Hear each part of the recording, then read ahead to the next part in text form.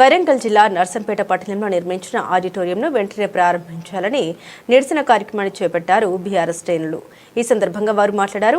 BRS హయాంలో నర్సంపేట మాజీ MLA Peddi Sudarshan Reddy 5 కోట్ల రూపాయల వ్యయంతో ఈ ఆడిటోరియంను నిర్మించారన్నారు. ప్రభుత్వం మారిన తర్వాత ప్రస్తుత ఎమ్మెల్యే గెలిచిన దొంతి మాధవరెడ్డి ఆడిటోరియాన్ని ప్రారంభించకుండా నిర్లక్ష్యం చేస్తున్నారని మండిపడ్డారు.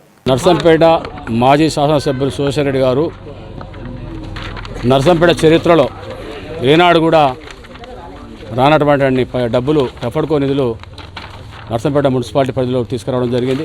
డబ్బులు తీసుకొస్తే ఆ డబ్బులు చేసినట్టు మా పాత కౌన్సిల్ వాళ్ళు చేసినటువంటి తీర్మానాన్ని క్యాన్సిల్ చేసి కనీసం దాన్ని మరి రివ్యూ చేసి అది పాత వాళ్ళకు అధికారం ఉన్నది, ఆ అధికారం ఉన్నటువంటి చేసిన పనులను కూడా క్యాన్సిల్ చేసి కేవలం రాజకీయ దురుద్దేశంతో ఈ కార్యక్రమాలు చేస్తున్నారు. ఏదంటే మేము వచ్చిన తర్వాతనే పనులు జరుగుతున్నాయని ఒక చూపెడతాం తప్ప మరి దాని వెనుక ఉన్నట్టు నిధులు ఎవరు తెచ్చినది ప్రజలందరూ కూడా గ్రహించాలని ఈ సందర్భం తెలియజేసుకుంటున్నాం. ఇటువంటి ప్రజా వ్యతిరేక కార్యక్రమాలకు తీసుకుంటే ఎప్పుడు కూడా నిరసన తెలియజేసి వారిని నిలదీస్తామని చెప్పి సందర్భంగా